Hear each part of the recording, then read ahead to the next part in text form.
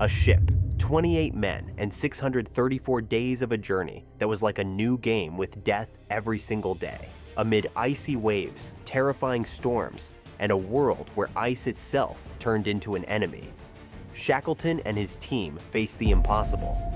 Each day brought a new twist as they battled hunger, freezing temperatures, and despair to fight for their lives. But this is not just a survival story. It is a testament to human courage and leadership. Would you like to know how this astonishing journey ended? This story begins in December 1914, when Shackleton, a 40-year-old Anglo-Irish leader, renowned for his brilliance and charisma, set out to turn the impossible into reality. His ship, Endurance, along with his team, was heading toward Antarctica via the Weddell Sea. Shackleton was no stranger to danger, having been part of equally perilous missions before. But on this journey, he encountered a challenge beyond anything anyone could have imagined. In January 1915, when Endurance became trapped in the pack ice, everything changed. Every route forward was blocked, and freakishly cold temperatures made the situation even more perilous. Chippy MTN, the ship's carpenter, noted in his diary, "If we don't get out of this ice soon, we might not make it out alive." The team had only one source of hope: Shackleton's leadership. People used to say, when everything seems hopeless, go to Shackleton. But this time, the situation was entirely different. Attempts were made to manually move Endurance out of the ice. For 2 days, the crew put in their utmost effort, but the 18-foot thick ice rendered all their efforts futile. Shackleton ordered the ship to be pushed backward and then rammed forward to break through the ice. However, their progress came to a halt just 400 yards short of open water. On February 24, 1915, Shackleton officially declared that the ship would remain trapped in the pack ice and serve as their winter station. The ice was drifting, and with it, Endurance embarked on an eerie journey. To keep the crew's morale high, Shackleton implemented strict routines and created distractions. Soccer games were organized, and the ship's hold was humorously nicknamed the Ritz, where everyone could find relative comfort amidst the frozen expanse. Yet, despite the efforts to maintain a sense of normalcy, one question lingered in every heart: will we survive? It was March 1915, and Endurance was still trapped in the relentless Antarctic ice. Each day brought new challenges, and Shackleton's sole mission with his crew was clear: survival. The ice had completely engulfed the ship, and each night the pressure from the surrounding ice grew stronger. One night, Shackleton heard the ominous sound of grinding ice intensifying. By morning, the ice had rafted up to 10 feet high around the ship. This was just the beginning of the danger that awaited them. By July 1915, the condition of Endurance worsened significantly. The pressure from the ice was so severe that the ship's rudder sustained irreversible damage. Shackleton officially acknowledged that their ship had become a prisoner of the ice. The scene surrounding Endurance painted a picture of complete hopelessness. Frank Wild, Shackleton's trusted second-in-command, stepped up to support the team and maintain morale. But the reality was daunting. The team was stranded 1,200 miles away from any human help, with no means of communication and no rescue in sight. By October 1915, the ice's relentless assault reached its peak. One night, the pressure became so immense that the ship tilted 30 degrees on its side. The hull, now bent and twisted, began to leak. The crew worked tirelessly, using blankets and every available material to patch the leaks, but their efforts were in vain. On October 27, 1915, Shackleton made a decision that would define his leadership: abandon the ship. Shackleton addressed his team with a simple but powerful message. The ship and supplies were gone, but their goal remained: to return home safely. His determination was unshakable, and it filled his men with a renewed sense of hope. However, in his private diary, he wrote, "I pray God I can manage to get the whole party to civilization." With the ship lost, Shackleton set his sights on a new plan: reaching Pollitt Island, 346 miles away. The island was home to a supply depot left behind years earlier, but this plan was more hope than certainty. Their only option now was to establish a temporary camp on drifting ice floes. You might wonder, could they possibly survive this new ordeal? The ice floes, unpredictable and treacherous, seemed determined to claim their lives. Yet, Shackleton's next daring plan would become their beacon of hope and survival. The crew of Endurance now called a new, fragile home their own, a temporary camp perched on unstable and unpredictable ice floes. From October 1915 onward, every day felt like walking the thin edge between life and death. Shackleton's greatest task as a leader was to keep morale high, because even the smallest hint of despair could prove fatal.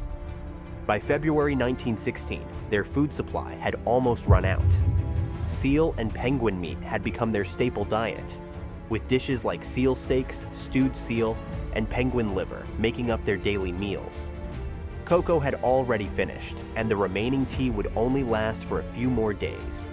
Dr. James Macklin, the ship's doctor, wrote in his diary that the team's patience was being tested to its limits, and some men had even started secretly questioning Shackleton's decisions.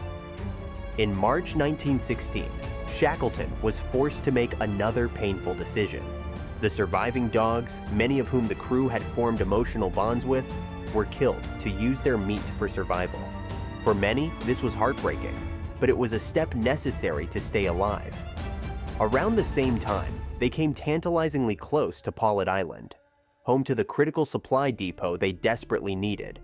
However, the drifting ice floes carried them helplessly past it, robbing them of that last glimmer of hope. 14 months had now passed since they had been marooned in this icy wilderness. Yet Shackleton managed to keep his men from falling into despair. He devised a bold new plan: reach Elephant Island, 100 miles away. Before this plan could be executed, disaster struck again. On April 9th, 1916, a massive crack split their ice camp apart, forcing them to scramble onto their small boats for an emergency escape. Once again, the crew's fight for survival took a dramatic turn, plunging them into a new series of challenges that tested their endurance and Shackleton's unyielding resolve. This was just the beginning of their next battle against a new enemy, the roaring seas.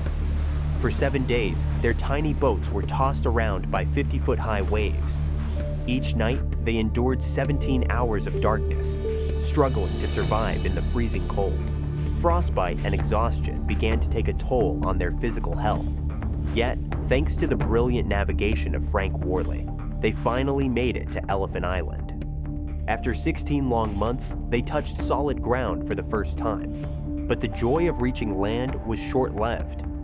Elephant Island was a barren, desolate place, inhospitable and devoid of any hope for human assistance. It was clear they couldn't survive there for long. Shackleton was left with one final, desperate option: to embark on a near-suicidal journey 800 miles across the world's most dangerous seas, to South Georgia Island, where a whaling station awaited. This journey would test their endurance and Shackleton's leadership to the very brink of human capability. On April 24, 1916, Shackleton and his small team embarked on their desperate mission in a 23-foot-long boat, leaving Elephant Island behind. With only 6 men, they set out to cross the Weddell Sea, one of the world's most dangerous oceans, to reach South Georgia Island. The remaining 22 men were left on Elephant Island with nothing but hope and prayers that the boss would return. In the initial days, high waves and storms relentlessly tossed their tiny boat. Gale force winds and icy waves began to take a toll on their bodies. The reindeer sleeping bags and wet clothes led to frostbite becoming a common affliction. Days without proper sleep and constant exposure to salt water pushed their endurance to its limits. Navigator Frank Worley only managed to get a single sighting of the sun during the entire journey. The rest of their navigation relied entirely on dead reckoning. On May 8, 1916, against almost impossible odds, they finally sighted the coastline of South Georgia Island. but landing was a challenge of its own. For 2 days, they battled against the treacherous shores before finally finding a tiny bay where they could make landfall. At that moment, the main pin of their boat's rudder fell out, as though destiny had carried them only to that point. Yet, the greatest challenge still lay ahead, crossing South Georgia's treacherous glaciers and mountains, where no human had ever ventured before. Their landing spot on South Georgia Island was on the side farthest from the whaling station. Shackleton and his team now had to cross uncharted glaciers and mountains, a place where no human had ever set foot before. Shackleton, Frank Worley, and Tom Crean began their journey with nothing but a rope and a few basic tools. They faced slopes that seemed nearly impossible to traverse. At one point, as night fell and thick mist surrounded them, they made a desperate gamble. Coiling the rope, the 3 men slid down a sheer slope together. It was a 1,000-foot vertical drop. When they reached the bottom, they were bruised and battered, but alive. It was yet another miracle in their extraordinary journey. On May 20th, 1916, 3 men, their tattered clothing and stringy hair, bearing testament to their ordeal, walked into the whaling station on South Georgia Island. Shackleton had to introduce himself to an old friend. "Don't you know me? My name is Shackleton." Hearing this, the man turned away and wept.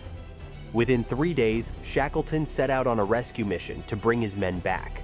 After 4 failed attempts and 3 grueling months, on August 30th, 1916, he finally spotted a faint signal fire along the coastline of Elephant Island. Even then, Shackleton didn't know if his 22 men had survived the unrelenting conditions. To his immense relief, the entire crew was intact. Every single man, despite enduring unimaginable hardships, was alive.